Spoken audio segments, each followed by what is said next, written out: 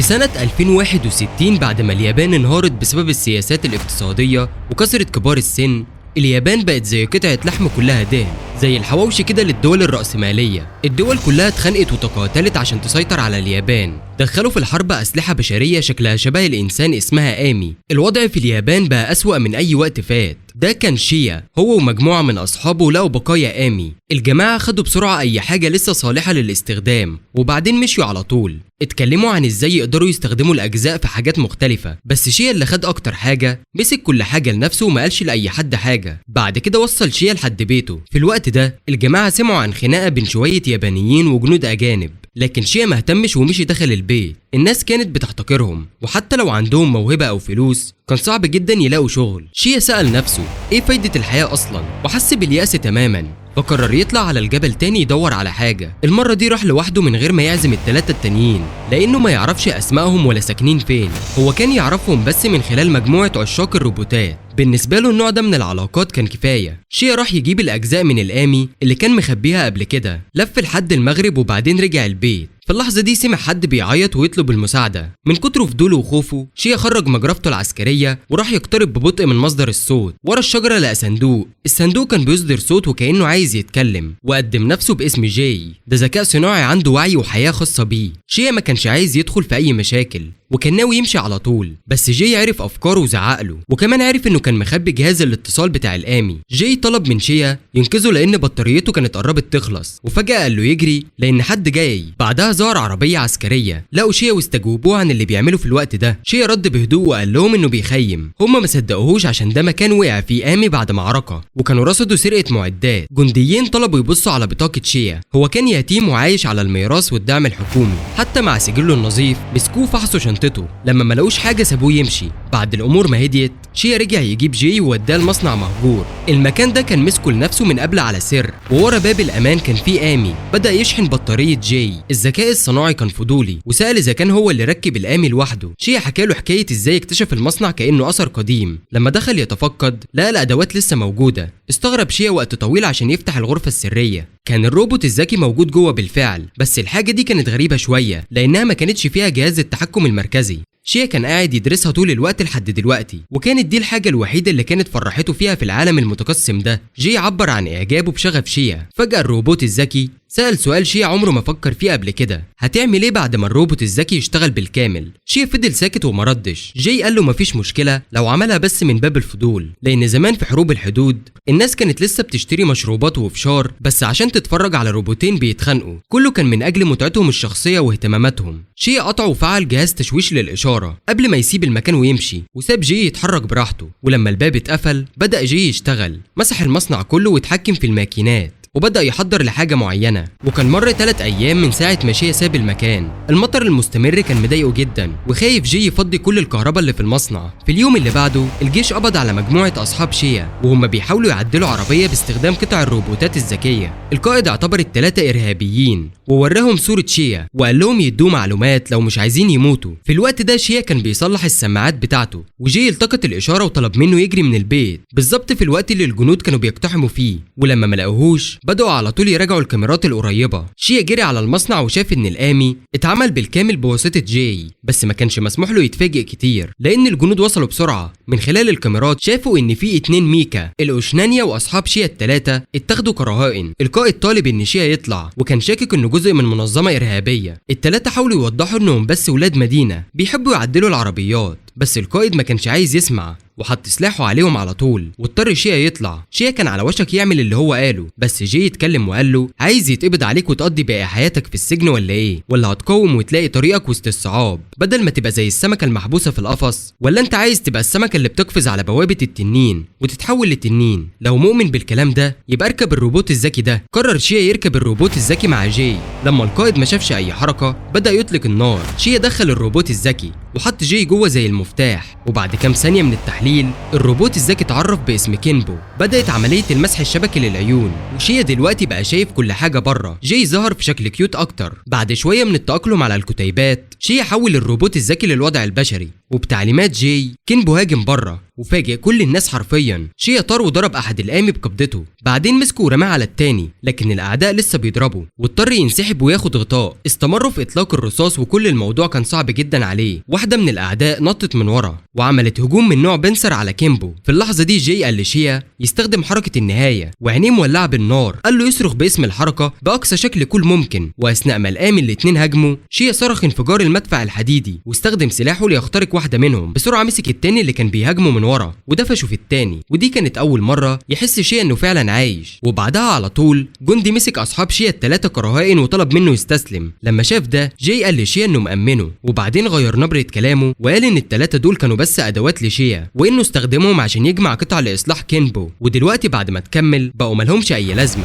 قبض على المدنيين الابرياء وعاقبهم. بعد ما قال الكلام ده الاتنين مشيوا، وبعد الاستفزاز الجريء ده بقوا الاتنين مضطرين يعيشوا مستخبيين كده. شيا وقف يتفقد كينبو، بص على موبايله ولقى انه بقى مطلوب بتهمه الارهاب، بس كان جعان جدا فمش فارق معاه اي حاجه. سأل جاي بعد كده محتاجين نعمل ايه؟ جاي قال لهم لازم يعدوا بحر سيدته الداخلي ويتجهوا للأوكياما. المنطقه دي كانت بره سيطره الجيش الاوكياني، فهيشدوا انتباه اقل، ولو لسه حد بيراقبهم هيعيشوا بس في المنفى. الكلام ده كان منطقي بالنسبه لشيا، فنام شويه عشان يستجمع قواه. الصبح شيا اضطر يخفي كينبو لان جاي كان قال له قبل كده انه محتاج يرتاح بعد ما عالج كميه هائله من المعلومات في يوم واحد. لازم ينام عشان ما يحصلش تحميل زايد عليه. بعد ما خلص التخفي شيا خرج يدور على حاجه ياكلها لانه ما كلش من امبارح. وصل لجنينه مليانه خضار وفكر مع نفسه انه بما انه مضطرد زي المجرم يبقى ياخد لنفسه شويه خضار من غير ما حد يعرف. فدخل الجنينه وقطف طماطم، بس وهو على وشك ياكلها صاحب الجنينه ظهر وهو ماسك منجل وخوف شيا لدرجه انه انحنى عشان يعتذر له. الراجل بص له بصمت وقال له لو ساعده هيديه اكل كويس. بعد كده وتحت تعليمات الفلاح الطيب شيا بدا يحصد انواع كتير من الخضار. لحد الظهر اكل طماطم ساقعه اتغسلت في الميه. بعد الاكل الفلاح طلب منه يساعده يزرع البذور. اشتغلوا لحد العصر، بس شيا ما حسش بتعب خالص، بالعكس كان مبسوط بالتجارب الجديده دي. وده كان منطقي لانه طول عمره عايش في المدينه، فالتجارب دي كانت غاليه عليه جدا. الفلاح شاف كل ده ودعاه يجي بيته. مراته خرجت تستقبله والفلاح طلب منها تحضر له اكل. هي وافقت وفرحت وقالت له ياخد حمام الاول. اتعمل له اكل كبير وجميل. شيا ما مسكش نفسه وبدا ياكل. اول ما دخلت اللقمه جواه بدموع على وشه من غير ما يحس، لان الطعم مختلف تماما عن الوجبات السريعه اللي متعود عليها. حس بسعاده حقيقيه. بعد ما خلص الاكل شرب شاي عشان يودي ريحه الاكل من فمه. في اللحظه دي التلفزيون عرض اعلان مطلوبين لشيا وهو واقف مذهول ومش مصدق. الراجل الكبير قال له انه كان عنده ابن بس للاسف مات وهو بيشارك في حرب الحدود. كانوا متفقين يروحوا يصطادوا مع بعض لما يرجع، بس شكلها مستحيل تحصل دلوقتي. القارب فضل مرمي من ساعتها. الراجل قال لشيا انه لو محتاجه هيديهوله. كان عارف كويس ان شيا مش ارهابي، لان مفيش ارهابي بيكون داخل يعتذر كده بعد ما اتقبض عليه وهو في الجنينه. بالعكس شيا ساعده يعتني بالجنينه. الراجل قال في اوقات الفوضى دي الواحد ما ينفعش يفقد الثقه في الناس، فعشان كده هيديه الثقه دي، وكمان طمنه انه طول ما هو هناك مش هيحصل له حاجه. شيا اتأثر جدا بالكلام ده وفضل يشكرهم على طول عشان يخفف من الاحراج. الست قالت انها هتروح تشوف الغسيل بتاع شيا اتنضف ولا لسه. شيا عرض يساعد وفي اللحظه دي رن جرس الباب. الراجل العجوز قال لشيا يستخبى بسرعه. بعدين خرج هو بنفسه يقابل رئيس شرطه المدينه اللي جه يتاكد اذا كان في ارهابيين مستخبيين هنا ولا لا. الراجل العجوز بنظره حازمه قال ان مفيش حد هنا، ورغم ان الضابط شاف جزمه شيا بس لانه بيحترم مصداقيه الراجل العجوز تجاهل الموضوع وما عملش حاجه. في الليل اتواصل مع شيا جاي، كان سامع كل حاجه وعارف كمان ان الضابط متجاهل الموضوع تماما. بس هو وشيا كانوا عارفين ان الزوجين العجوزين هيتعرضوا للخطر لو فضل شيا هناك اكتر. في الصبح ساب البيت وساب لهم جواب وداع. في البدايه عبر عن امتنانه العميق لانهم مسكوا فيه واستقبلوه عندهم وشكرهم على الاكل والكلام الدافي، وكمان طلب اذن عشان يستلف القارب. وبعد ما تظبط كل حاجه وعد انه هيرجع تاني. كمان شيا عمل شكل البيت كانه اتهاجم من قبله عشان ما يكونش فيه اي شبهه عليهم. بعد كده شبك القارب مع جاي وابتدوا رحلتهم. شيا حس بقلق لانه كان بيتحمل جرايم كتير، حاجات هو حتى ما عملهاش. جاي طمنه وقال له ان مفيش مشكله مهما اتحط عليه جرايم، طالما الحقيقه طلعت كل حاجه هتتحل. لما سمع الكلام ده شيا ارتاح شويه وبدا رحلته. جاي قال له انهم خلال كام دقيقه هيوصلوا للشاطئ التاني، لكن قدامهم كانت منطقه حرب على الحدود، ميدان قتال قاسي. قبل ما يقدروا يستعدوا اعلن جي انهم اتقيدوا من قوات عسكريه اسيويه عامله لهم تشكيله اعتراض. جي مسح كل الميدان وتاكد ان في على الاقل 12 عدو مستنيهم. كان الوقت فات على الهروب، فالخيار الوحيد كان الهجوم للامام. جي قال لشيا انه لو قدر يهزم اسيا 2 يبقى بطل زي ما قضى على اوشينانيا قبل كده. ورغم ان ده مش كان اللي شيا نفسه فيه، لكن فرصة القتال خلت حماسه يولع. ولما قوات اسيا فتحت النار عليهم كينبو طار في الهوا ونزل على جسر مكسور قريب زي ما جي حسبها بالظبط. الاتنين كملوا الهجوم. كينبو هجم واسقط امي واحد، وشيا استخدمه كدرع ودفعهم هما الاتنين في الميه. الاثاره كانت طالعه في دم شيا، وهجم تاني واسقط 2 امي تانيين. القائد العدو اتصدم من حركه كينبو السريعه. جي حدد 4 اعداء بيضربوا من بعيد. كينبو ركض بسرعه، رجع وركل الاتنين بعيد وامسك بندقيه عشان يضرب امي تاني، لكن البندقيه كانت محتاجه تحقق من الهويه وما قدرش يشغلها. مفيش مشكله، شيا ضرب البندقيه على راس الامي بكل قوه، لكن مع وصول تعزيزات اكتر اتلحقوا من كل ناحيه. جي حسب طريق الهروب، لقى بطاريه كبيره قريبه لو انفجرت هتعمل انفجار ضخم جدا. شيا استغل نيران العدو وخلى كينبو يرمي كذا بطاريه واستوابي للطلقات، والنتيجه كانت انفجار رهيب. استخدموا النار كغطاء وهربوا بسرعه، بس قوات اسيا فضلت تطلق النار عليهم وضربت رجل كينبو وخلتها مش قادره تتحرك. بسرعه اتطوقوا شيا معاهم، بعدين امطروا المكسوره بوابل من الرصاص عشان يهدموا ويقتلوا شيا، لكن كينبو كان قوي جدا. الضربه الاولى ما قدرتش تكسره. الضابط الكبير كمل يطلب اطلاق النار لحد ما شيا مات، بس قبل ما يطلقوا تاني جندي قناص من بعيد ضرب واحد من الامي. الجيش الاسيوي كله اتنشط فورا، بس المسافه الكبيره عبر الجبل كانت مخلياهم مش قادرين يحددوا الهدف بالظبط. كل طلقه كانت بتقتل روبوت ذكي واحد، ولما كل الروبوتات وقعت الطيار من الناحيه التانيه اتصل بشيا وقال له على مكان يروح له، وكمان اداله كلمه سر. بعدين الطيار ضرب طلقتين دخان مخصوصين علشان يدي فرصه لكينبو تهرب. الدخان ده كان خاص بعوائق، وده خلى الجيش الاسيوي مش قادر يتتبع مكان شيا. بعد كده شيا اتقابل مع المنقذ بتاعه وشكره وقدم نفسه وكمان عرفه على جي، لكن جي اتضايق لما شاف ان في ذكاء صناعي تاني شبهه موجود هنا. الذكاء الصناعي التاني كمان رحب بيهم. الاربعه بعد كده ركبوا في عربيه نقل ومشيوا، والذكاء الصناعي التاني عرفهم على نفسه وقال ان اسمه كي والطيار اسمه جاشن. جي بدأ يمسح المنطقه حواليهم عشان يعرفوا هم رايحين على فين، وكي شرح ان الطريق ده اتعمل قبل حرب الحدود، كان جزء من مشروع طريق سريع ممول بشكل خاص واتعمل سرا علشان العدو ما يعرفش عنه وهم يقدروا يسافروا بامان. بعدها جه دور شيا يسال عن جاشن بطريقه جافه ومتحفظه. جاشن شرح ان اليابانيين بيشغلوا الامي عشان يبنوا جيشهم ويرجعوا اليابان لحالها القديم. جاشن سماهم منظمه يادا غاراسو. جي قال ان شيا قابل ارهابيين حقيقيين. بعد كده شيا اتاخد لمعسكر ياتا، وهناك اتقابل مع فريق الصيانه. رغم انهم وصفوه بالضعيف والعاطفي الا انهم وافقوا يصلحوا الكيمبو. وبعد شويه جت واحده تانيه قدمت نفسها وقالت اسمها ريسا، واخدت شيا يعرف كابتن الوحده التانيه للياداتا اسمه كوامي. بعد مقدمه سريعه كوامي بدا يساله شويه اسئله كانه بيحقق معاه، زي اذا كان عنده رفقاء او جمع كيمبو لوحده، وكمان اذا كان جاي متبرمج على ايده. شيا اتفاجئ شويه من الاسئله دي لكنه رد بهدوء عادي وقال ان كيمبو متجمع بالفعل، وكل اللي عمله انه ظبطه وصلحه، وما كانش عارف حتى اذا كان هينفع يشتغل ولا لا. اما جاي فهو لقاه في الغابه واشتغل بالصدفه لما ركبه. بعد شويه من النقاش كوامي قال ان الكيمبو دلوقتي ملك للياتا، وان ليه واحده شقيقه اتصممت على فكره روبوت اسمه جوهان واللي شغال دلوقتي على ايد جاشن. كوامي ضاف ان سبب ان شيا ما كانش قادر يشغله اول مره هو جزء ناقص كان المفروض يوصل لكيمبو، بس الطيار والذكاء الاصطناعي اللي كان بيشيله اتهاجموا، وده خلى الكيمبو يفضل خامد لحد ما شيا جه. بعد كل ده جي اتعصب وسال اذا كانوا ناويين ياخدوا الكيمبو تاني، لكن كوامي قال ده هيكون مش عادل مع شيا. كابتن الوحده التانيه عرض عليه صفقه افضل، وهي انه ينضم ليهم. هم مش ارهابيين زي ما الاخبار بتقول، هم جيش ثوري مش متطرفين في افعالهم ومش ارهابيين. وكمان بما ان شيا يقدر يصلح ويقاتل لكيمبو، شيا تردد لانه كان عارف ان الانضمام ليهم معناه انه هيضطر يقتل ناس. وجاشن اتعصب وقال له الكيمبو مش لعبه، ده سلاح حرب، ووراه فيديو لليابانيين المدنيين وقال له انه ماسك في ايده قوه ينقذهم، ومع ذلك بيتردد زي الجبناء. شوفت شيا وشكله مش مقتنع. جاشن خرج من الغرفه وهو متعصب. كوامي طلب من شيا يسامحه وشرح له ان جاشن تصرفاته الغليظه سببها ان ابوه كان عايز يرجع اليابان بس مات قبل ما يحقق هدفه. صرامه جاشن جايه من رغبته ينفذ حلم ابوه بسرعه. رجعوا لقرار شيا. كوامي قال له عادي حتى لو رفض يقدروا يساعدوه يسترجع جنسيته ويرجع لحياه عاديه باسم وهويه جديده مقابل انه يرجع الكيمبو. بعد ما سمع كل الشروط شيا قعد ساكت شويه وبعدين قال انه هيفكر فيها. خرج بره وقعد لوحده. في اللحظه دي ريسا جت تتكلم معاه. شيا سالها ليه انضمت للجيش الثوري. هي قالت له انها كانت عندها عيله بس كلهم ماتوا في حادث سير، والسياره كانت نقل عسكري من الجيش الاسيوي، وبفضل الحصانه الدبلوماسيه اتبرأوا وتحول اللوم على عيلتها وكمان طلبوها بتعويض. التفكير ده لسه مملوءها بالاستيلاء. وكانت متأكدة إن في ناس كتير في اليابان حاسين نفس الشعور، عشان كده انضمت للحركة لإحياء اليابان، وكل الناس هنا كمان نفس السبب.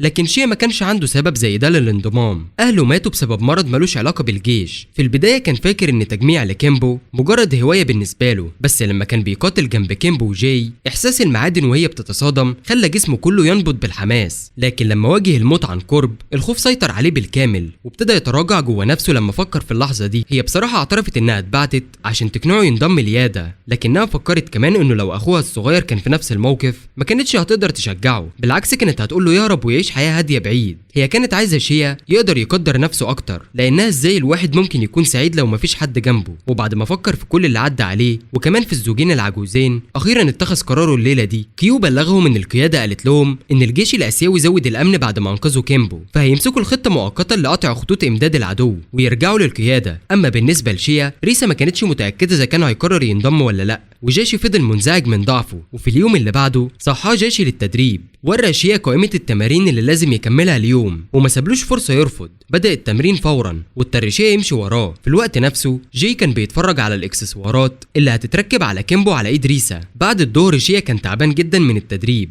وجاشي قال له ان ده لسه البدايه وساب له المكان ومشي. بالليل شيا نام على السرير وهو سامع جي بيتكلم بدون توقف عن عظمه كيمبو، لكنه كان تعبان جدا ونام على طول. في الصباح التاني جاشي شده تاني للتدريب. بالليل كان تعبان لدرجه انه ما قدرش ياكل، لكن كل اللي حواليه شافوا مجهوده وشجاعته. حد كمان عمل له مشروب مخصوص، وبعد ما شربه نام على طول. تاني يوم اتشد للتدريب تاني. في الوقت ده جي كان بيتابع كيمبو وهو بيتجهز تدريجيا، وشيا نفسه كان بيتحسن واحده واحده. النهارده جاشي اداله استراحه بدري لما رجع يبدل هدومه. ريسا كلمته يجي يشوف كيمبو. كيمبو كانت حاطه له درع جديد وسيف ومدفع على ظهره. هي اتعجبت من شغل المتخصصين. بالليل قال لجي عن قراره. جي قال له انه دايما هيقف معاه لان شيا هو اللي انقذه. ريسا بلغت كاموي باختيار شيا. في اليوم اللي بعده جي وشيا جربوا كيمبو الجديد. بفضل الترقيات والصيانه بقى بيتحرك اسرع واكتر مرونه من قبل كده. بضربه واحده قطع صخره كبيره بكل سهوله. بعد التجربه نزل شيا من كيمبو وقابل جاشي، عبر عن اعجابه بالترقيات. وبعد كده جاشي تولى قيادة كيمبو بنفسه. جاشي كان محتاج يتعود على كيمبو كويس تحسبا لو حصل اي حاجة لشيا، وكان لازم شيا يعمل نفس اللي هو عمله. بعد كده الاتنين عملوا ماتش تدريب باستخدام اجهزة بعض، ووحدة جاشي اللي اسمها جوهان كانت متحركة بارشاد الايك. الماتش بتاعهم كان متكافئ جدا، رغم ان جي بيتكلم كتير وبيضايق جاشي. جاشي كان ساكت وبيتجنب كل الهجمات اللي كانت جايه من شيا بكل هدوء. كي نصح شيا بهدوء انه يغير اسلحته بشكل مرن اكتر لما الخصم يكون عارف طريقه مواجهته، بس شيا كان قلقان خايف لو قاتل بجديه كيمبو يتخدش. واثناء ما كان مشغول جاشي قرب بسرعه، وكي على طول قال لشيا يغير الدرع عشان يدافع عن نفسه. بعد كده شيا طلع خنجر قصير وضرب سلاح كيمبو وطرده، وبعدين صوب عليه المسدس، لكن جاشي لحق مسك سلاح تاني وجرح كتف جوهان. نتيجة المعركة كانت تعادل، وجاشي كمان اعترف بشيا كطيار. في اللحظة دي بالظبط المعسكر اتهاجم تاني. كان في آمي اسود جاي عليهم. الآمي ده استهدف عربيات النقل اللي شايلة قطع قامة وبدأ يدمرها بسرعة. بعد ما خلص حول تركيزه على قوات التمرد، ولما كان دراعه الكبير على وشك يضرب كيمبو صد الهجمة وابتدت معركة بينهم. جي لاحظ ان دراع الآمي بيحمر من الحرارة. مفيش اي بيانات متوفرة عن الحاجة دي، فكان لازم يكونوا حذرين جدا. في الوقت المناسب وصلت الاخت ريسا عشان تساعدهم، بس هي قدرت تطلق كم طلقة بس قبل ما الآمي يتنقل قدامها فورا ويقتلها ضربة واحدة. موتها المفاجئ ساب شيا في صدمة وما قدرش يتصرف. جي طلب منه يرجع فورا عشان يتجنب ضربة تانية من الآمي الاسود. كاموي اتصل بيهم وطلب منهم يشتروا وقت عشان يقدر يخرج كل الناس بأمان. في نفس الوقت جاشي لما عرف ان الآمي ده هو اللي قتل ابوه شن هجوم رغم محاولات كي انه يوقفه. في اللحظه دي ذكرياته رجعت ليومها. جاشي كان طلب من ابوه يسمح له يقود جوهان بدل الماتش التدريبي، وابوه وافق لان مفيش اي علامه ان في خطر. لكن بعد شويه جه تنبيه حاله طوارئ بيقول ان آمي اسود هاجم فريق ابوه. لما جاشي ركض يلاقيه شاف ان الآمي قتل ابوه خلاص. جاشي اتملى غضب ووعد انه هيسقر لابوه. كي حاول يهديه لانه كان في حاله عاطفيه متقلبه ومش هيقدر يسيطر على جوهان كويس. الآمي الاسود سوح سلاحه على جاشي وكيمبو ركض بسرعه ينقذه، لكن جاشي كان لسه في حاله عاطفيه مش مستقره وقال لشيا يسيبه. في اللحظه دي كاموي اتصل بيه وضغط عليه يتعاونوا عشان يهزموا الآمي. لو الاتنين خسروا الكل هنا كان هيموت. كي كمان حاول يهديه عشان يستقر معدل ضربات قلبه. المشكله ان جي وكي مفهومش اي بيانات عن الآمي ده عشان يعملوا خطه معركه. المعلومه الوحيده اللي عندهم ان الآمي ده بيهاجم كل مكان بيعدي عليه. الاسلحه الاسيويه والامريكيه الشماليه كلها تلقت الضرر منه جامد، اسمه كان جوست بدأ الهجوم الأول بضربة سريعة جدا أدت لدفع كيمبو لورا، وبعدها ضرب سلسلة من الضربات المستمرة على شيا. جاشي كان بيغطيه بالنيران. جوست نط ورا ورجع ضرب بسلاح من الجيش التمردي، ده صدم شيا لأنه قدر يستخدم السلاح من غير تحقق الهوية. كان شرح إن ده اللي مخلي جوست خطير جدا. في المعركة مع أبو جاشي جوست فقد دراعه، وبعدها أخد دراع من آمي تاني وخلاه ليه. جوست فضل يتحرك رغم إنه مستهدف من جوهان. كينبو ركض يوقفه. جاشي غضب وقال لشيا يبعد عن خط النار بتاعه. جي رد وقال إن كده يبقى أحسن إنهم يوقفوا يهدروا الطلقات. رغم الجدل كانوا منسقين كويس، بيهاجموا وهم بيتراجعوا ويحبطوا جوست. في اللحظه دي روزوكي من الفريق الصيانه اتصلت لتوصيل الاسلحه. جاشي حدد هدفه واطلق طلقه مضيئه على جوست، وبعدين جري مع شيا للمكان المحدد. جوست كشفهم وبدا يطاردهم. لما استلموا اسلحتهم جوست وصل برضه، والاتنين استعدوا للقتال. جوست بدا الهجوم الاول، لكن سيف كيمبو الساخن صده. جوهان غطى بالنيران، لكن جوست صد الطلقات وجري ناحيه جوهان. كينبو ركض يساعد بسرعه، بس جوست رمى جوهان عليه. جي توقع ده وقفز عالي جدا. كينبو حول السلاح الناري وضرب من فوق. جوست صد بالدراع بتاعه، وشيا وصل له بالفعل وقطع دراعه وثبته بضربه في رجله. الباقي كان على جوهان. جاشي حول لطلقات اختراق الدروع واستمر انه يضرب في دماغ جوست، لكن حتى من غير دماغه جوست لسه قادر يتحرك. نطوا ورا كيمبو ودفعوا على جوهان، ثبتهم الاتنين على الارض. بعدين جوست شغل المفاعل الداخلي عشان يفجر نفسه مع الاتنين. الحراره ارتفعت وجوست اتحول من الاسود للاحمر. شيا وجاشي ما قدروش يهربوا ويستسلموا لمصيرهم. في اللحظه دي كاموي جاب دعم مدفعي وضرب جوست فورا، امرهم يضربوا المفاصل بتاعته. لما اتفكك كيمبو وجوهان انفصلوا وجريوا يلاقوا غطاء. الاتنين استنوا جوست ينفجر، لكن فضل يسخن من غير اي انفجار ظاهر. النهارده بعد الظهر كاموي كلم الاتنين، قال لهم ان بما انهم خسروا كتير في العساكر والسلاح هو هيرجع للمقر الاول علشان يبلغ عن اللي حصل. وبخصوص تنظيف ساحه المعركه، المهمه دي هتكون على جاشي وشيا، وكان لازم يخلصوها قبل ما الجيش الاسيوي يوصل. لما الحراره اختفت وكل حاجه هديت وهم بيعملوا سكان للحراره، شيا لقى العقد اللي كانت ريسا لابساه زمان، نزل ياخده وفضل يبكي عليها. بالليل زي ما جاشي كان متوقع الجيش الاسيوي وصل، خصوصا الراجل اللي شعره احمر. الراجل ده عنده قدره انه يحاكي معركه كامله بمجرد ما يبص على اثارها. اتفاجئ بتقدم شيا في القتال، وده خلى فضوله يزيد عشان يقابله. بعد ما حس انه غلب جوست، شيا كان لسه متاثر بموت ريسا، وجاشي فهمه كويس لانه مر بنفس اللي حصل له قبل كده. الراجل اللي شعره احمر جمع معلومات عن الثلاث روبوتات وعايز يعيد بنائهم من تاني. كيمبو كان الوحده الاصليه، وجوهان كان نوع قناص، وجوست لسه مفيش عنه بيانات. الراجل الاحمر قدر يطلع خطط مضاده للثلاثه، وكان عارف ان جوست شال اللي كان بيربطه عشان يوصل للقوه الكبيره دي. يمكن الاي اي اللي جواه اتطور لوحده. بعد كده الراجل الاحمر كلم زميله راي عشان يجهز له وحده الاي اي. النهارده الصبح وشيا ماشي مع جاشي بدا يفكر كويس، وقرر يسيب التمرد لانه خايف يموت. المره دي جاشي ما اعترضش وقال له انه هيبلغ كاموي. بما ان شيا مش هياخد جزء في المهمات ما بقاش مسموح له يقود كيمبو. جاشي قال له يخبيه في حته ويبلغ بمكانه. قبل ما يفترقوا شيا قال لجاشي يراعي نفسه، وجاشي رد وقال له هو هياخد قراره بنفسه، لكن شيا صح عليه وقال له انه خايف من الموت، وده بيزيد اكتر لما بيشوف ناس يعرفهم بتموت. جاشي قال له يبطل كلام فاضي، وقال له ان الجبناء ملهمش حق يتكلموا عن الموت. بعد كده شيو خبى كيمبو جنب نهر ومشي مع جاي، ولما خرجوا من الغابه بفضل جاي اللي غير بيانات شي على بطاقه الهويه، وعلشان كده محدش يتعرف عليه. جاي سأل ناوي يعمل ايه دلوقتي. شي قال له ناوي يروح بيت ريسا ويرجع له العقد، مع انه مش متاكد لو حد لسه عايش هناك، بس افترض ان عندها اهل. جي كان دبر موضوع حادثه عيلتها وعلشان كده عرف عنوانها. شيا شكروا واتريقوا مع بعض قبل ما يمشوا. في مكان تاني 2 رجاله لابسين زي الراجل اللي شعره احمر كانوا بيتكلموا، كانوا بيحولوا اليابانيين لمجرمين وبعدين يتظاهروا انهم بيعاقبوهم عشان يطلعوا بمجد وسمعه، وكانوا شايفين اليابانيين مش احسن من الوحوش. في نفس الوقت شيا وصل للعنوان اللي جاي اعطاهوله، لكن البيت اتدمر بالكامل. فكر يمكن لسه عند ريسا اهل وقرر يسأل، لكن كل الناس اللي شافوه بعدوا عنه كأنه نقمة، وهو محتار جدا. جات له بنت صغيرة وسألته لو هو صديق ريسا. بعد شوية راجل شكله خطير جه وسأله مين هو. شيا عرف نفسه ووراه العقد اللي معاه. لما شافوا الراجل اخده معاه. في العربية الراجل قال له ان بيت ريسا اتدمر على ايد الجيش الاسيوي، كل عيلتها راحت، وفي شائعات انها انضمت للتمرد. ده كان قرار اصدره الحاكم العام الجديد. غيرهم كمان اتعرضوا لنفس المصير، حتى اهلهم. ده كان ظلم عادي. بعد كده الراجل وداه المطعم بالليل، وهناك شيا اتعرف على شله شباب كانوا اصحاب ريسا من زمان. الراجل جمعهم علشان يعرف منهم اخبار عنها. الشباب ضحكوا وافتكروا ذكرياتهم معاها. شيا اللي ما كانش عارف الحقيقه اضطر يقول لهم. الكل اتصدم، بعضهم ما قدرش يمسك دموعه. بعد كل ده سالوا شيا ناوي يعمل ايه بعد كده، بما انه مش عارف مكان اهلها. ناوي يودي العقد لقبر عيلتها، ولما سال عن مكان القبر الكل سكت.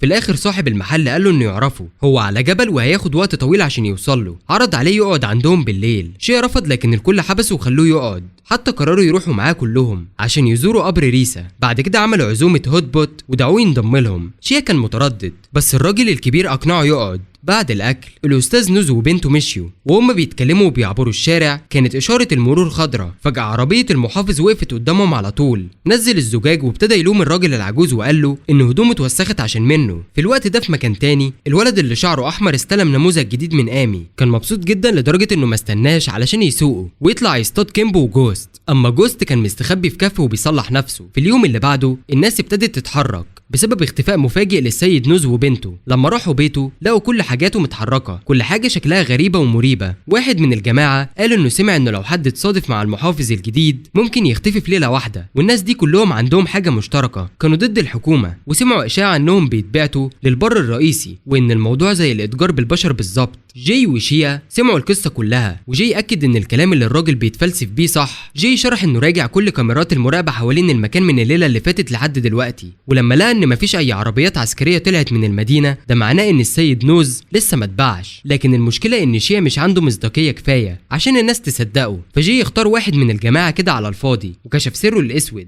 وده خلى الناس كلها تصدق وتوافق يروحوا يواجهوا المحافظ ويطالبوا برجوع السيد نوز وبنته على جنب جاشي. كاموي حس باللي حصل وتعاطف معاه، وقال كمان انه لما يرجع للمقر هيكون عنده زميل جديد، طيار مجهز بإطار تصميمه اتبنى على كيمبو، وهيبعته تاني للمحافظ. وكانوا بيتكلموا عن تقسيم الأرباح بين بعض، كانوا مخططين يبيعوا السيد نوز في عمل إجباري وبنته لناس مش كويسة. وفي اللحظة دي وصل لهم خبر إن المواطنين اليابانيين بيتجمعوا عند البوابة. في الوقت نفسه شيا قرر يقعد في المطعم. بعد شوية وصل خبر إن كل المتظاهرين اتقبض عليهم وتم اتهامهم بجرائم ضد الحكومة واتاخدوا بعيد. جي اكتشف ان العربيات اللي اتبعتت كانت شاحنات عسكريه بتنظف بيوت الناس اللي هيتباعوا. جي قال لشيا يسيب المكان فورا علشان العربيات قربت توصل. بعد ما انهى المكالمه صاحب المطعم اداله مكان قبر عيله ريسا وطلب منه يوصل تحياتهم، اما شؤونهم هناك هم هيتصرفوا فيها بنفسهم. شيا اضطر يتشال بره قبل ما العربيات العسكريه توصل، وبعدها اتقبض على كل جماعه السيد نوز. اتساقوا في الشارع واتعلن انهم هيتعدموا كلهم عشان عرضوا الحكومه. شيا كان بيتفرج على كل ده على موبايله وحس بحزن شديد عليهم. واحد منهم اتضرب نار من المحافظ من غير سبب، وشيا انفجر في البكاء. ادرك قد ايه كان جبان وضعيف طول الوقت، دايما بيجري ويسيب اللي ساعدوه. وقتها جاي قال له لو انت كرهت نفسك كده ليه ما تغيرش وتبقى نسخه احسن منك، انا دايما هكون جنبك. بالكلام ده شيا رجعت له عزيمته من جوه. كيمبو فجأة عيونه ولعت. بعد الظهر لما الناس كانوا على وشك الإعدام والبنادق مرفوعة عليهم حصل زلزال خفيف وقف كل حاجة. كيمبو نط واستخدم درع عشان يحمي الكل. المحافظ أمر بالهجوم لكن القوات دي كانت ضعيفة جدا، مش قد كده يعني. شيا مسك واحد منهم ورماه على التاني وبكده أبطلهم. بعدين رفع كيمبو إيده قدام المحافظ وخلاه يترعب جدا. ده كان شكل القوة الحقيقية. الراجل اترعش وابتدى يستجدي على حياته. بعد كده جي نشر عملية الإتجار بالبشر اللي المحافظ بيعملها لكل العالم. الواد اللي شعره أحمر ضحك وقال برافو كذا مرة. شي حذر المحافظ وقال له إنه لو مس أي ياباني تاني هو هيجيله على بيته كل ليلة، وبكده مشي. والسيد نوز وبنته اتحرروا بفضل الناس. الصبح بدري شيا وصل لمكان جاشي وكان مستنيه. كمان ساب تذكار ريسا في قبر عيلتها. زمان في قرية الخزف شين الصغيرة كانت ماشية ورا جدها بتتعلم منه عمل أعمال خزفية رائعة. كل حاجة كانت متقنة وجميلة. لكن في يوم من الأيام الجيش الآسيوي جه وخد أرضهم وورشتهم وما سابولهمش حرية الرفض.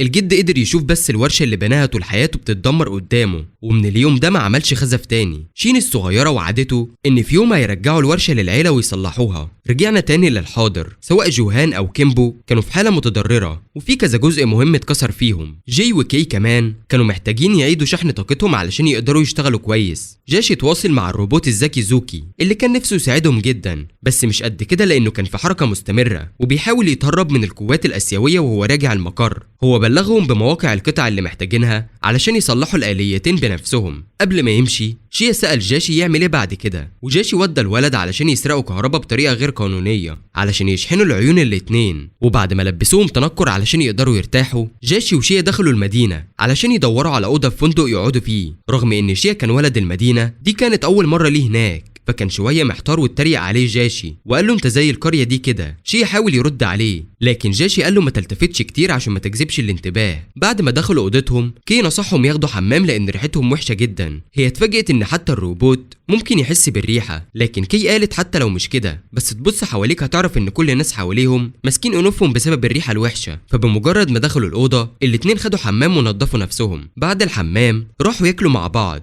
جاشي استلم رساله من زوكي ان القطعه وصلت فهيبداوا الصيانه بكره. اول ما سمع لشيا الكلام قلبه فرح وبدا ياكل بسرور. لاحظ ان جاشي مش بيحب ياكل خضار وسأله عن السبب، وكي شرحت له ان جاشي اكلته صعبه جدا ومش بيحب الخضار. شي قرر يزعق له شويه بس جاشي بصله بصه تخوفه فاعتذر وقال انه مش عارف ان جاشي مش متعود على الصحاب ومش بيعرف يتعامل معاهم كويس. كي وجي قالوا له ما يقلقش، جاشي بس بيحاول يظهر قوي وهو من جواه هش جدا. الاتنين وشي ابتدوا يتخانقوا شويه، وفي نفس الوقت الجيش الأوروبي بعد ما سمع خطاب شيا الاستفزازي وتلقى ضربة قوية للاقتصاد وسمعة آسيا بدأ يستعد لمواجهة شيا. القائد كان نفسه الحرب تظهر بالدم والبنادق هنا. في اليوم التاني جاشي وشيا خرجوا يجمعوا القطعة، وهم على الأتوبيس جاشي قال لشيا يبص على المدينة اليابانية اللي دلوقتي تحت الاحتلال والشعب بيعاني من الظلم والفقر، وقال له يوما ما هيسترجعوا المكان ده. وصلوا بعدين لبار كان فيه ناس المقاومة، ولما جاشي قال الباسورد الصح صاحب البار سلمه مضطرد. صاحب البار بعد ما سمع خطاب شيا حط امله عليه كمان. بعد شويه وهم خارجين حصل انفجار بعيد عن الميناء.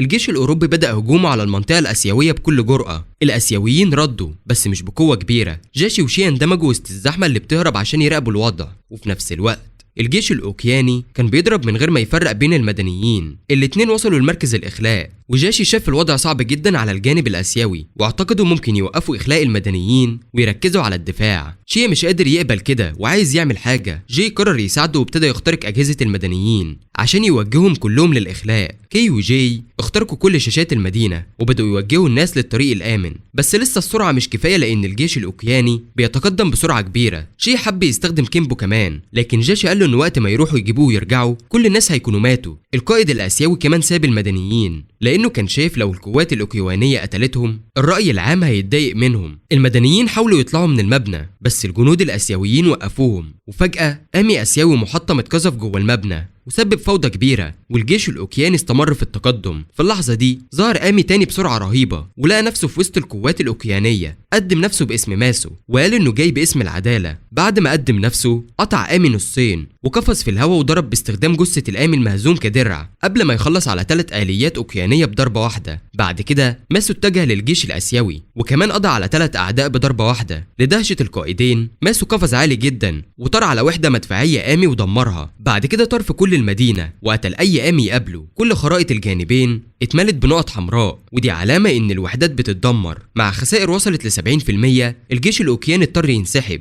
شيا وجاشي اتقفلوا من الفرحة والرعب في نفس الوقت، وهم بيتفرجوا على المشهد بقوا مندهشين وفمهم مفتوح في الوقت اللي جاي أعلن فيه إن ده هيمثل عضو جديد في الفريق بتاعهم. بعد ما استلموا استدعاء المهمة الاتنين خرجوا بسرعة وطلعوا في غابة وقت العصر. جاشي وشيا غاصوا جوه أكتر لحد ما لقوا مساره. شيا كان أول واحد يرحب بيه، لكن ال AI اللي قدامهم قطع كلامهم فجأة. قدم نفسه باسم أنجلو وكان متعجرف جدا، وكمان عبر عن ازدراءه لكل الطيارين الرجالة. أخيرا كشف إن القامي وطيارها هيكونوا أعضاء جدد في الفريق، والطيار ده كان شين. هي نزلت من وحدة النائب القائد من غير ما تتكلم وبعدين فجأة انفجرت في البكاء. بعد كده التلاتة اتنقلوا لقاعدة يادا قريبة. شين كانت أول واحدة تعتذر لأنها استقبلتهم بالبكاء. قدمت نفسها وكلمت شيا، وجاشي فضل برضه قاسي ومش كتير الكلام. حسب كلام شين معركة الصبح دي كانت أول تجربة قتالية حقيقية ليها. في البداية كانت بس شغالة في صيانة يادا لحد ما أنجلو ظهر فجأة وقال لها تبقى طيار، وهي وافقت على طول. أنجلو كان واثق جدا في قدرته على التحكم في الناس رغم إن جي وكي كانوا بيهزروا ويقولوا إن أنجلو هو بس بيحب البنات.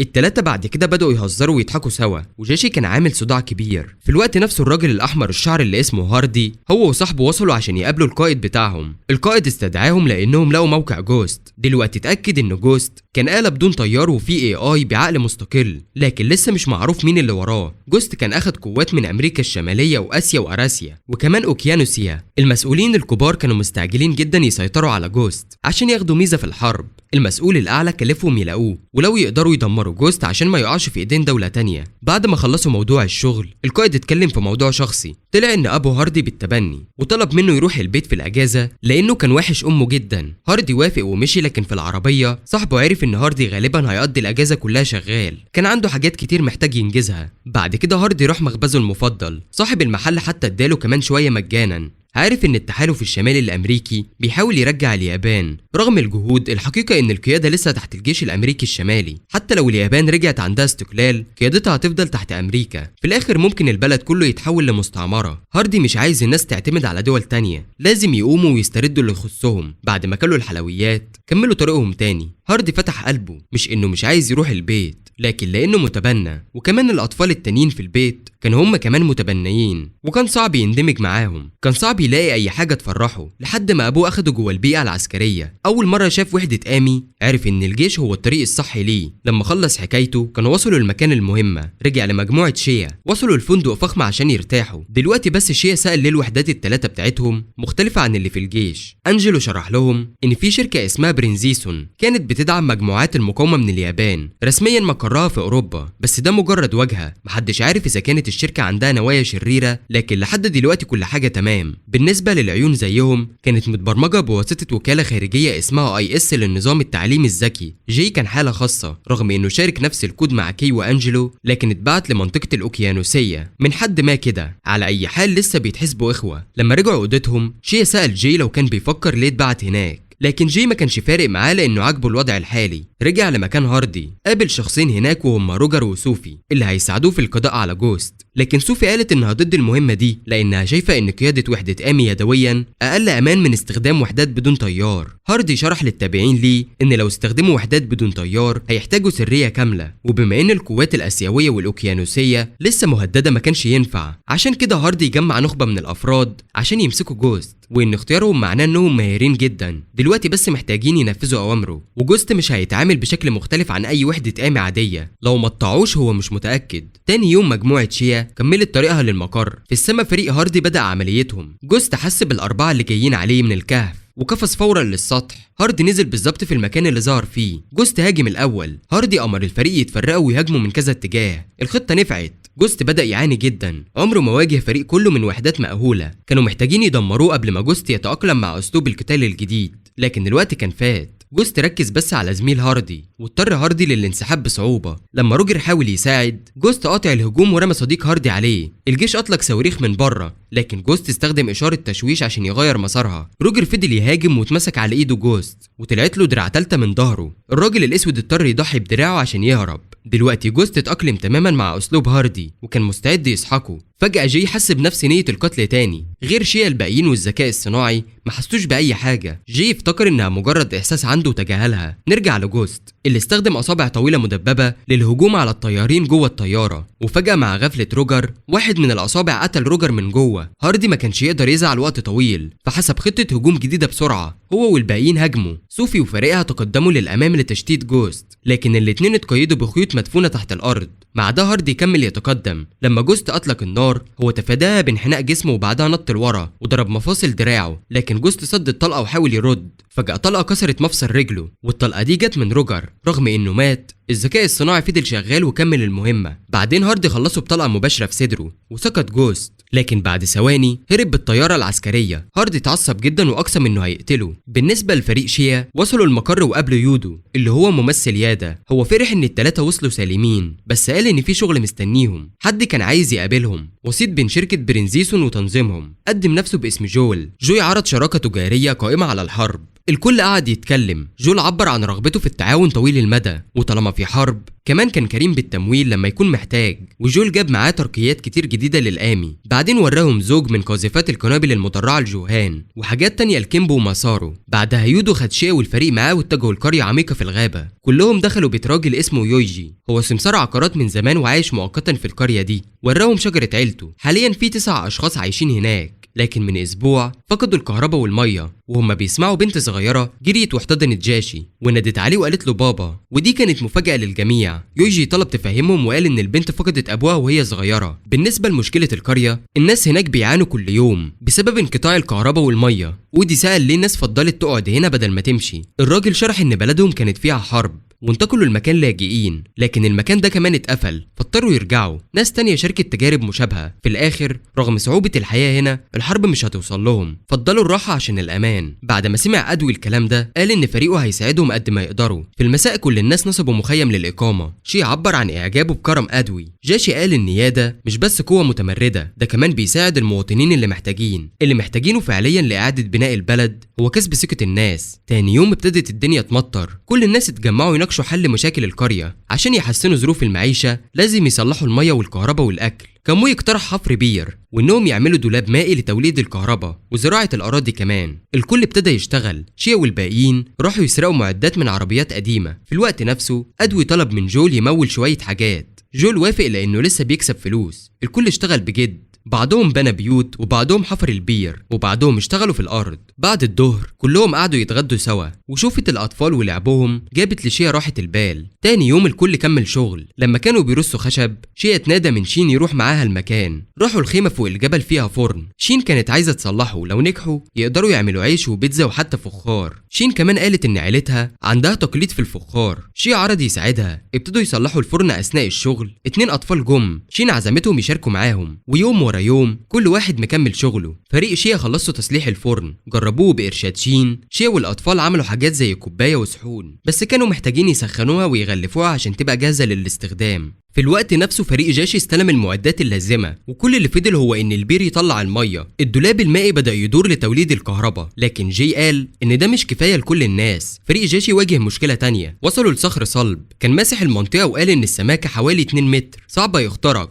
لكن لو قدروا. أنجلو قال المية هتطلع حوالي 100 لتر في اليوم، كفاية للقرية كلها. زوكا اقترحت طريقة لحل المشكلة. على مدار الأيام الجاية الكل استمر في الشغل. الدولاب المائي اتطور عشان يولد كهرباء أكتر، لكن جي لسه شايف إن الطاقة بالكاد كافية. بعدين كي نادى ال3 على البير. زوكا صممت جهاز بيجمع بين ليزر وعصاية اختراق. أول حاجة كانوا يعملوها إنهم يستخدموا الليزر علشان يدوبوا في الصخر، وبعدين يضربوا بالعصاية عشان يكسروا الصخر. الفكرة كانت إن هي أجبرت شيا يعملها، وقالت له لو ما عملتش كده هتزعل، وما كانش قدامه اختيار. قام ومشي على تعليمات العيون ال3. شيا كانت شايلة الليزرات في وضعها الصح. دلوقتي كل اللي فضل إنهم يسحبوا الرافعة، بس جي قال إنه لازم يصيح باسم المهارة الأولى. شيا ضحكت وسمحت له، وشيا صرخ وقال ألترا دريل بريكر وسحب الرافعة. بعد شوية المية الجاية من الينبوع اللي تحت الأرض بدأت تندفع. استخدموا ضغط المية عشان يسرعوا دوران العجلات المائية، وده أنتج كهرباء مستقرة. النور اشتغل. الأمور بدأت تتحسن شوية بشوية. أهل القرية هنرسهم شكرا وامتنانا ليهم. بعد الرحلة شيا وجاشي وشين كانوا مسؤولين على مهمة تانية، إنهم يروحوا يشتروا حاجات للناس اللي في فريق ياتا، وكان لازم يعملوها سرا. وانتوا عارفين لما بقوا قدام الليستة الطويلة دي شيا ما كانش عارف هيخلصوا امتى، وفجأة واحد من المعارف تعرف على جاشي وكان يويو. الكل قعدوا يتكلموا في البارك. شيا ما كانش متوقع ان جاشي عنده اخ اصلا، ودي كانت اول مره يشوفوه كده. كي حكى للاتنين اكتر عن يويو. يويو كان زمان شغال في مقر ياتا مع اهل كي، لكن بعد ما ماتوا وهم بيقاتلوا ضد الجيش الاسيوي ابو جاشي تبنى يويو، وجاشي كان بيحبه زي اخ كبير حقيقي. ولما يويو ساب المنظمه فجاه ده زعل جاشي جامد لفتره طويله. بعد كلام من القلب للقلب جه وقت ان يويو يمشي. الاتنين تبادلوا ارقامهم، وبعدين يويو مشي على طول. ولما جاشي رجع للمقر خرج صوره لنفسه مع ابو جاشي ويويو. رجعت له ذكريات قديمه. كان في مره الاتنين تاهوا في الجبال بالغلط. جاشي كان خايف جدا، لكن يويو طمنه. رغم انهم مش اخوه بالدم يويو دايما كان بيحمي جاشي. دي كانت ذكريات مش ممكن ينساها ابدا. تاني يوم فريق شيا جرب المعدات الجديده، واثناء ما كانوا بيتاكدوا ان كل حاجه شغاله تمام جاشي استلم رساله من يويو. فرح جدا لحد ما يويو دعاهم هما ال3 شيا وشين وجاشي انهم يروحوا معاه للمدينه اليابانيه اللي اسسها. كل الناس اللي عايشين هناك كانوا يابانيين، مفيش حد من مناطق الجيش الاسيوي. ورغم ان المدينه مش رسميه كان فيها 3482 ساكن، يعني زي مدينه صغيره كده. كل القرارات بياخدها اليابانيين نفسهم. لكن مش بس كده، قائد المنطقه في المدينه دي كان هو يويو نفسه. الكل بيحبه جدا. الحاجه الوحيده اللي كان عايزها ان الاطفال يكونوا سعداء وحرين. كان عايز يحميهم كلهم، وده كمان كان سبب انه ساب ياتا، لان طريقه كان مختلف عن طريق المنظمه. اداره المنطقه دي كانت صعبه جدا، لانه كان لازم يتفاوض مع الجيش الاسيوي كل يوم بدل ما يقاتل زي ياتا. كان نفسه المدينه تكبر اكتر في المستقبل. وبعدين جه الوقت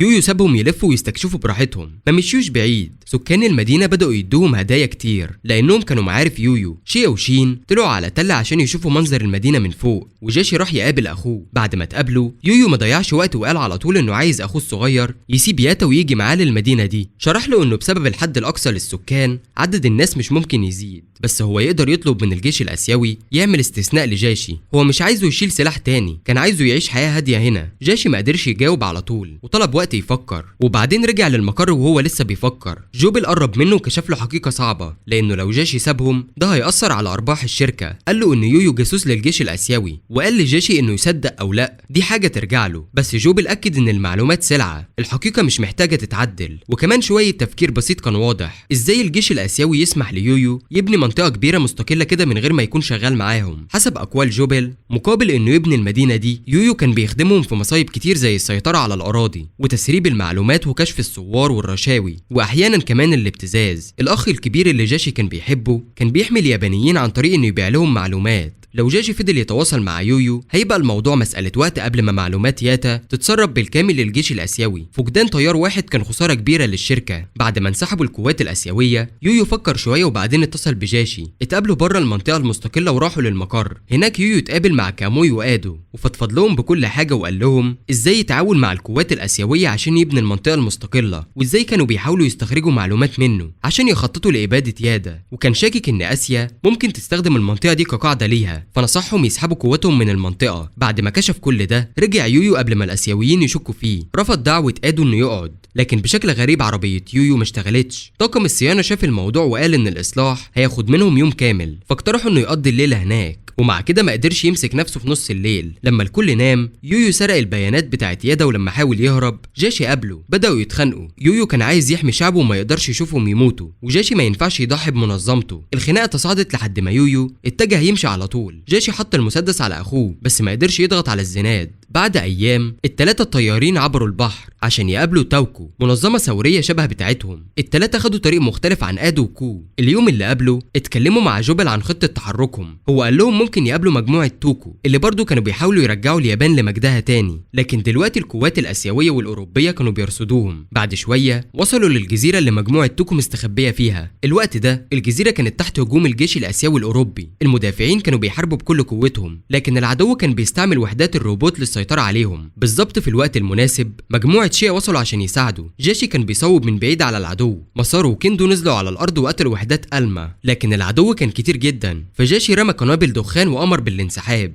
الملازم زيلانوي اللي كان قائد العملية شاف كده، ضحك وقال إن المرة الجاية هيشارك بنفسه في المعركة. بعد ما هربوا قابلوا القائد كونو وشكرهم على المساعدة. شيا بص حواليه وشاف ناس قليلة جدا بالكاد تقدر تعتبر منظمة. كونو شرح لهم إن كان عندهم أعضاء كتير قبل كده، لكن لما زيلانوي مسك القيادة استثمر كتير في وحدات الروبوت لمطاردة وتنظيف مجموعة توكو. خطة كونو الجاية كانت الهجوم على الجزء الشرقي من الجزيرة حيث الحلفاء بتوعهم عشان يعيدوا تنظيم صفوفهم تاني. قال جي إن لازم يستكشفوا المنطقة حواليهم عشان يعرفوا التضاريس. التلاتة بعد كده اتقسموا للتجسس كل واحد مع مرافقه. لما وصل شيا لأعلى نقطة لاحظ أشعة ضوء غريبة. المرافقة قالت له إن دي أجهزة إشارة للعدو منتشرة بكثرة في المنطقة. الأجهزة دي مش بتكتشف البشر بس الروبوتات، وأي جهاز يطفي بيطلق إنذار. شيا شافهم وفكر إنه ممكن يستخدمهم لصالحه. في الوقت نفسه زيلانوي كان مسترخي في البانيو مستمتع قبل المعركة. سكرتيرته قالت له ليه لازم يظهر بنفسه وهو عنده النصر مضمون، لكنه قال إنه بيحب كده وعايز يهزم مجموعة شيا بنفسه. شيا كان بياخد موقعه مع جاشن وشين. مع زيادة الضباب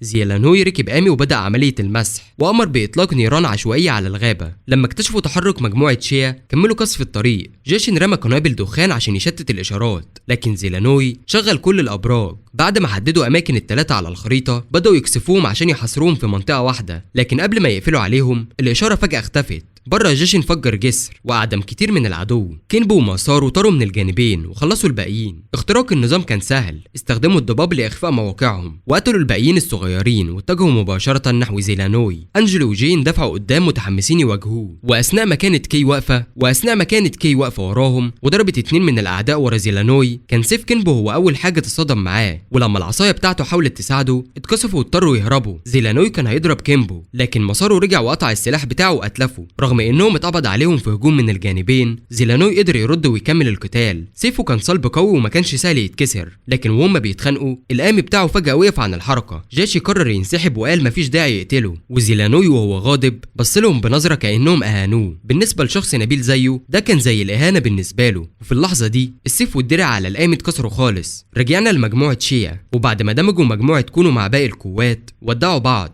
التلاتة ركبوا السفينة علشان يتجمعوا مع فريق كاموي. بعد الرحلة دي جاشي بقى متفائل أكتر. مش كتير بعد كده فريق شيا قابل طاقم الصيانة تاني، لكن قبل ما يسمحوا لهم يخدموا كيمبو، شيا طلب يغسله الأول لأنه كان متسخ شوية. وفي نفس الوقت ادو قابل كاموي تاني. كاموي وراه شويه صور لجنود اسيويين مجروحين باصابات غريبه يمكن اتهاجموا من قوات دوله تانية. وبعدين ادو وراه خريطه حاليه لليابان اللي اتقسمت ل4 فصائل، ولو العمليات كملت الاراضي اللي تحت سيطره ياتا هتزيد. رسميا الأراضي دي كانت تحت تحكم التحالف الأمريكي الشمالي، لكن اليابان كانت محتفظة بالحكم الذاتي بتاعها. وكان في حاجة متحمس ليها هاردي طول الوقت اللي الفصائل ال4 كانت موجودة في اليابان كانوا عمرهم ما قتلوا بعض علشان يوسعوا أراضيهم، لكن ده اتغير مؤخرا. السبب كان محفز ضخم سبب اضطرابات كبيرة جدا. القام الأصلي بتاع كيمبو اللي بالظبط هو الذكاء الاصطناعي اللي بيتطور ويتعلم جوه كيمبو. جوست كان عنده ذكاء مشابه يمكن أفضل من اللي عند جاي كمان. كل ما هاردي فكر أكتر كل ما حب يمتلكه. قرر يتعاون مع جوبل لأنه مفيد للطرفين. بعد شوية جت معلومات من وكالة الاستخبارات وقالت بنسبة 90% إن جوست لسه موجود جوه المنطقة الآسيوية المتعاونة لأنه اتأقلم على استراتيجيتهم القديمة. هاردي كان محتاج طريقة جديدة يقتلوا بيها. سأل صوفيا من الاستخبارات لو كانوا تعقبوا مجموعة شيا، لكنها قالت انهم فقدوا اثرهم من زمان. وبالاعتماد على التخمين في اتجاهات كتير ممكن يكونوا راحوا فيها. بعد شويه تفكير هاردي خرج مع ري وصوفيا عشان ياخدوا شويه هوا. وفي نفس الوقت بعد ما شيا والروبوت بتاعه خلصوا صيانه كيمبو، شيا وشين وجاشي تنكروا وراحوا يتسوقوا. ولما وصلوا للسوق المجموعه اتقسمت للتسوق.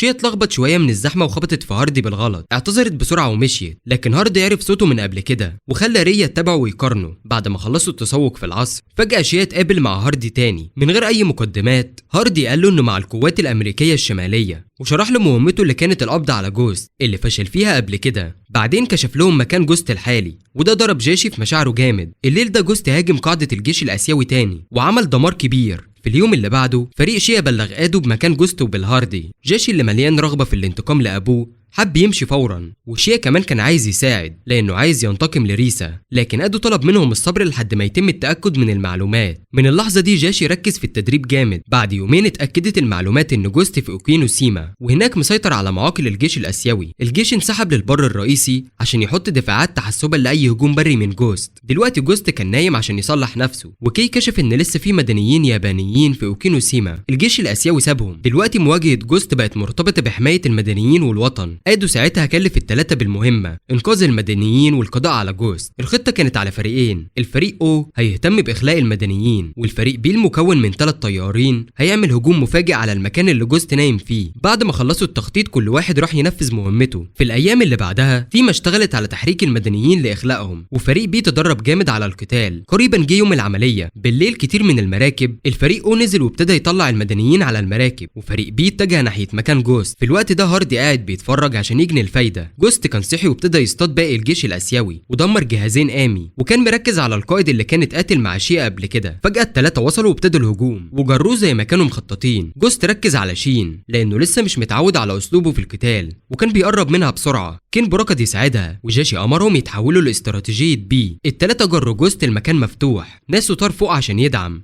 كينبو حارب جوست لكنه كان متطور وبقى عنده 4 دراعات هجوم، وده اخد شيا على غفله وخلاه في موقف صعب. جوهان قدم تغطيه ناريه وجذب انتباهه ليهم. بعدين نصارو اطلق شبكه كهربائيه عشان يحاصروا. جوهان حاول يضربه الضربه النهائيه لكن جوست استخدم اسلاك رجليه، كسر الشبكه وامسك راس جوهان وحاول يسحقه. كينبو دفع دراعه بعيد وناسو اطلق شبكه تانية عشان يقيده. الثلاثه انسحبوا عشان يعيدوا تقييم الوضع. قوه جوست كانت متطوره بسرعه كبيره وتطورها المفاجئ صدمهم كلهم. الكلام عن التطور جاب فكره لشيا. جوست لحقهم من ورا وشيا قال لجاشي ينفذ استراتيجيه ايه. كينبو جره لفوق الجبل. جي لقى مخزن الذخيره وسحبه جوه ومساره كان مستني قدام. شين اطلق طبقتين من الشبكات عشان يثبته جوه المخزن وجي سد الباب عليه. من بعيد جاشي صوب الرصاصه ضربت المخزن وسببت انفجار متسلسل دمر المكان كله حرفيا. لكن قبل ما يفرحوا جوست وقف ساكت في نص النيران. لسه ما استسلموش وضربوا عليه تاني لكن كينبو اتلكم وناسه اتدحرجت زي اللعبه. جاشي نادى عليهم يقاتلوا مع بعض زي ما اتدربوا. هاردي لسه بيتفرج من بعيد. اي حد يكسب هو اللي هيستفيد. لو شيا كسب المشكله اتحلت، لو جوست كسب هيقدر ياخد جاي للابحاث. في الوقت نفسه تيما نجحت في اخلاء المدنيين وحتى قبضت على باقي الجيش الاسيوي. نرجع للمعركه تاني، الثلاثه نسقوا مع بعض كويس، لكن رغم الضرر اللي تعرضوا له جوست فضل قوي بشكل هائل. طار ودمر بندقيه جوهان عشان يوقف كانسو. جاي شك ان ده مش مجرد ذكاء صناعي مستقل، لكن في حد بيوجهه. رغم انهم 3 ضد 1 فرص الفوز بدات تقل بسرعه. في اللحظه دي كون اتصل وقال لهم انهم يرجعوا، وقال انهم كده حققوا نص المهمه تقريبا. لكن شيا رفض لانه كان عارف ان جوست عمره ما هيسيبهم. شيا وعد عمه انه هيجي راجع على قيد الحياه وما يقلقش، ولما كونو سمع ده وافق وبعت لهم امدادات زياده. التلاتة رجعوا يهاجموا تاني. جوست ضرب كيمبو بعيد وكسر مساره على الارض، وكمان كسر دراع مساره واخد رجل يوهان. شين بالكاد قدر يشد جاشي بعيد، والاتنين نجحوا يستخبوا. كيمبو كان بيراقب جوست من بعيد. استخدموا كاميرا حراريه واكتشفوا ان مصدر الطاقه بتاعه، وده كان السبب انه يقدر يقاوم التلاتة دول من غير ما يستهلك طاقه زيهم، ودي كانت نقطه ضعفه. لو فضل محافظ على حراره عاليه من غير ما يفرج عن الحراره الداخليه، في الاخر كان هيسخن جامد. التلاتة رجعوا اتجمعوا وتشاركوا الطاقه مع بعض. يوهان ومسارو نقلوا كل طاقتهم لكيمبو عشان شيا يقدر يهزم جوست. بعد كده كيمبو كمل يقاتل جوست، وفي نفس الوقت الملازم ويوهان دخلوا في اوضاع الهجوم، وشيا فضل يجذب جوست المستودع الآمي بتاع الجيش الاسيوي عشان ينفذوا هجوم عليه. جوست ركض جوه المستودع وسيطر على الآمي عشان يضرب شيا، لكن كيمبو كان قفز بره المستودع وفجره. طبعا جوست لسه واقف زي ما هو. جت اشعار ان الاتنين وصلوا لمواقعهم، لكن كيمبو كان بيخسر الارض شويه بشويه. هنا كان قدام جي حل واحد بس، وهو انه يكسر الليتر، وده كان الطريق الوحيد لهزيمه جوست. من غير تردد وافق، وبالفعل بعد ما كسر الليتر كيمبو بقى اسرع، وفي لحظه قطع دراع من دراعات جوست. الاتنين بقوا متساويين دلوقتي. كيمبو جذب جوست المنطقه مولعه، وشيا وجي نسقوا عشان يضربوه وما سابولوش فرصه كبيره للرد.